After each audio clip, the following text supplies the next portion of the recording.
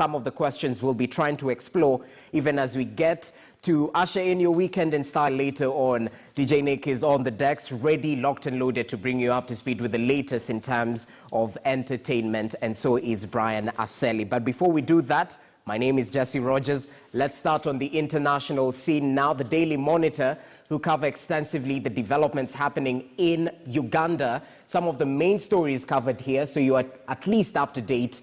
As they say, information is power. Government moots new law to tax NSSF savings, and it is proposed in the new NSSF bill that members will not be charged incremental fee on accruals on their savings as required by the sector regulator from 2012. More details on that particular article, even as the court dismisses Wanyoto's petition and upholds Member of Parliament Galiwongo's victory. Interesting details right there in terms of the just concluded election that was held in Uganda just recently. Entebbe Airport power outage disrupts flights and operations. Unfortunate turn of events there, where staff reportedly improvised lighting to illuminate the runway to aid the planes safely touch down. That's the latest from Uganda. Over to the Citizen. What's happening in Tanzania?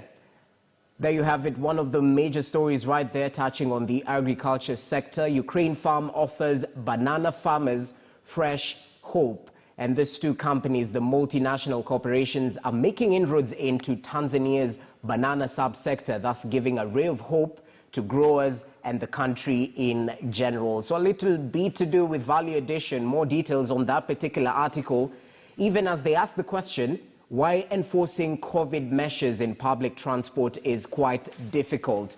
And perhaps it's been buoyed by the ignorance of some commuters, lack of enforcement of government directives, and the rise in pump prices, which have been cited among those key factors making transport sector lag behind in terms of observing the COVID-19 guidelines.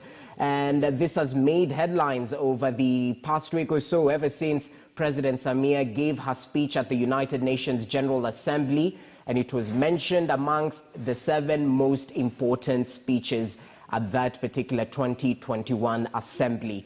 Interesting developments right there, even as Rwanda Today covers more developments within the East African corridor. Let's take a look at what's happening in Rwanda. All right. One story right there. Uganda receives additional 335,000 AstraZeneca doses from Ireland. And in total, Uganda today has received 5.12 million doses through donations, of which 2.15 have been utilized countrywide. Good news, even as they push for more inoculation. Mozambique needs 300 million to rebuild Cabo Delgado. The funds will go towards footing the bill for an emergency plan for post-conflict recovery. And more on the agriculture sector. Cost pushes milk, eggs, meat away from kitchen shelves.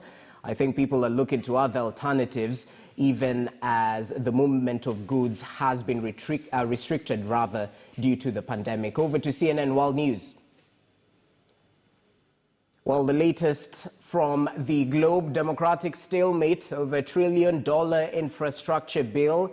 And we've seen reports from the United States where there might be a government shutdown due to this standoff, where House Speaker Nancy Pelosi has been working furiously behind the scenes to get moderate and progressive members of her party on the same page. That's the latest from the United States, even as Sanders says the infrastructure bill must be defeated, taking a sharp divide from the Democrats in the House. It's official, China's manufacturing industry is in trouble, and China's growing power crunch threatens more global supply chains chaos. I think that's the latest from the international scene, even as they highlight more developments, not just from the Americas, the East as well, even as they highlight the latest from North Korea, as you can see right there on your screen.